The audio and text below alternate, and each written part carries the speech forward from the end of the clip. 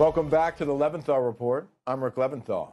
President Trump called for new leadership in Iran as the number of protester deaths continues to rise. Meantime, Iran's president said an attack on the Ayatollah would lead to a full-scale war. The latest from our chief Washington correspondent, James Rosen. Rick, good evening. President Trump responded to criticism from Iran's supreme leader by calling him, quote, a sick man who should stop killing people. Now 86 and reportedly in faltering health, the Ayatollah Ali Khamenei addressed a small group in Tehran Saturday, accusing President Trump of fomenting the recent unrest in Iran and adding, we consider the U.S. president a criminal because of casualties and damages because of accusations against the Iranian nation. President Trump was at Mar-a-Lago at the time, watching from afar, as the regime has largely suppressed the uprisings that have convulsed Iran for some 3 weeks. Speaking to Politico by phone on Saturday, the president suggested the Ayatollah, in power since 1989, should pass the torch to a new generation. What he is guilty of as the leader of a country, the president told Politico reporter Sophia Kai, is the complete destruction of the country and the use of violence at levels never seen before. The leadership should focus on running his country properly, like I do with the United States, and not killing people by the thousands in order to keep control. Leadership, the president concluded, is about respect, not fear and death, unquote. Now, President Trump has vowed repeatedly to launch military strikes against Iran if the regime committed violence against peaceful protesters. And while that has, by virtually all accounts, occurred, the president has held off, citing pledges from the regime not to hang an estimated 800 prisoners. Rick? James, thank you for that. Joining me now, Senate Chairman of the National Iranian Congress, Amir Fakhravar. Amir, thank you for joining the show. Thank you for having me, Rick. Well, the president hasn't said if he's considering an attempt to take out the Ayatollah one way or another, but would you and your organization support such a move? Oh, 100%. We need it. We need the help. You know, this movement was started 47 years ago.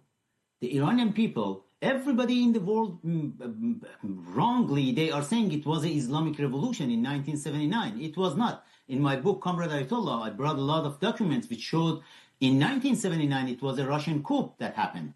And after that, when the mullah came to the power with the help of Soviet Russia, then Iranian people, we the Iranian people, have been trying hard.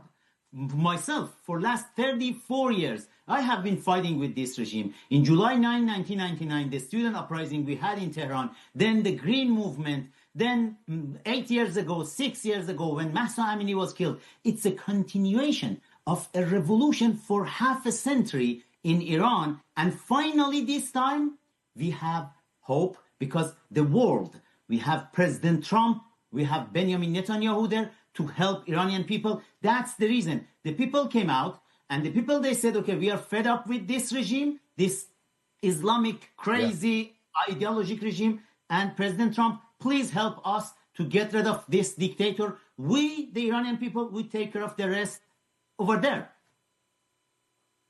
Okay. Well, Iran's president has blamed the U.S. for these ongoing protests, which, as you know, have left many thousands of Iranians dead. And it sounds like their propaganda machine's way of spinning the news. Do you think Iranian people are actually buying what the regime is selling? No, not at all.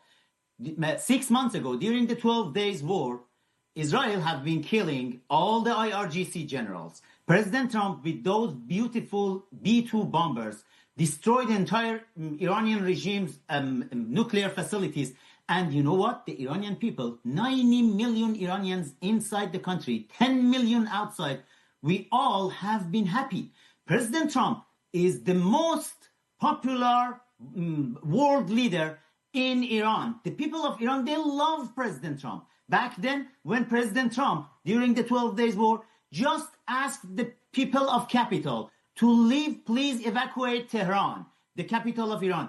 In 6 hours, 9 million people, they followed the order of President Trump and evacuated the capital. They have a lot of respect for President Trump. And this is the time President Trump can show the strong leadership he's showing to the world. President Trump, we don't want him to support any individual, not the son of former king, not any future dictator. We need constitutional assembly, and President Trump can endorse a constitutional assembly exactly the same as American founding fathers when 250 years ago they came together to draft the constitution. We want to have for Iran, we want to have a constitution to lead the country, not another dictator, either supreme leader or next king. Yeah. Well, and the Iranian people deserve it, and we hope that they get it. Amir Fakhravar, thanks so much for joining the show tonight. Appreciate you. Thank you for having me.